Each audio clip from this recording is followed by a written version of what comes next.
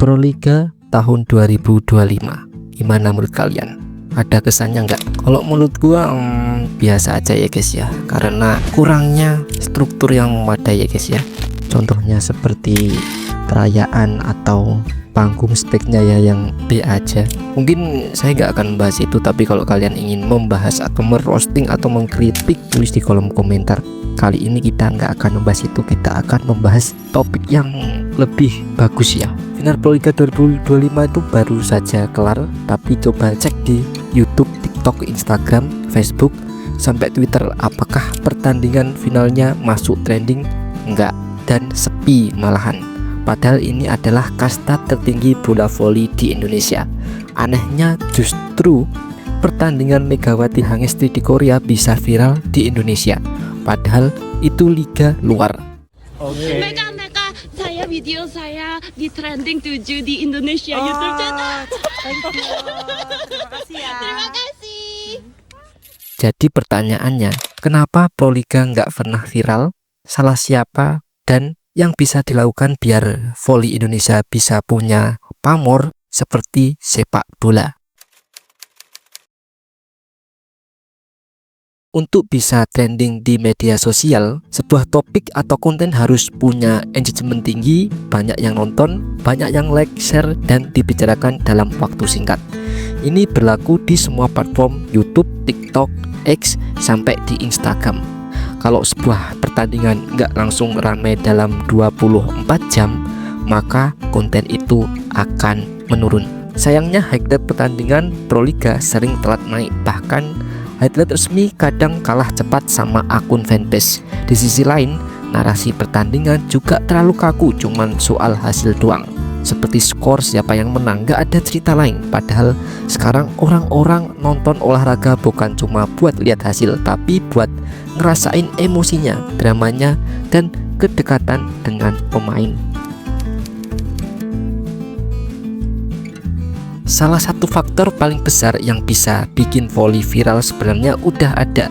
Kita punya Megawati Hangestri.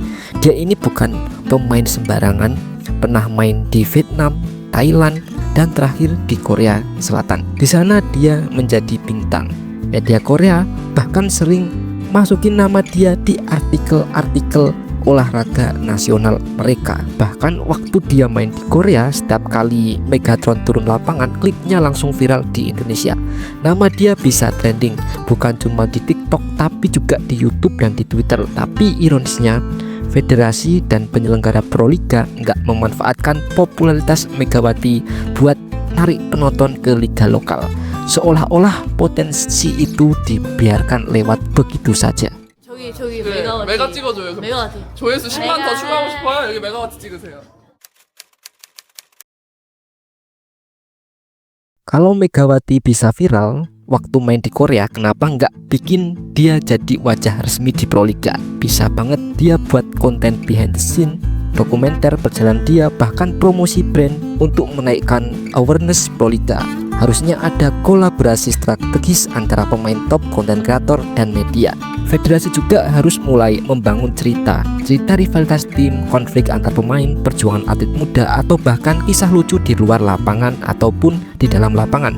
Semua itu dijadikan konten yang relatable dan disukai publik, karena orang sekarang nyari hiburan dan bukan cuma nyari informasi belaka. Kalau Proliga itu viral, maka sponsor pasti akan datang, karena di era sekarang brand gak cuma nyari prestasi saja, tapi exposure. Kalau banyak yang nonton, banyak yang ngomongin, otomatis makin banyak uang masuk. Ujung-ujungnya tim-tim punya dana lebih, pelatihan meningkat, dan liga jadi semakin kompetitif. Lihat contohnya di Liga Jepang. Mereka adalah negara dengan ranking voli tertinggi di Asia, dan liganya itu punya 10 tim. Banyaknya tim bikin liga makin ramai dan persaingannya pun semakin sehat dan ketat. Kalau di Indonesia punya 10 tim juga, pasti Proliga itu semakin seru dan layak untuk ditonton. Kita nggak kekurangan talenta muda ya, kita nggak kekurangan penonton. Yang kurang adalah cara mengemasnya. Federasi dan penyelenggara liga harus lebih melek media digital, harus tahu cara kerja algoritma, tahu pentingnya narasi dan tahu bagaimana menarik perhatian publik. Gunakan ikon seperti Megawati sebagai pintu masuk, bangun narasi permainan, libatkan komunitas dan kreator.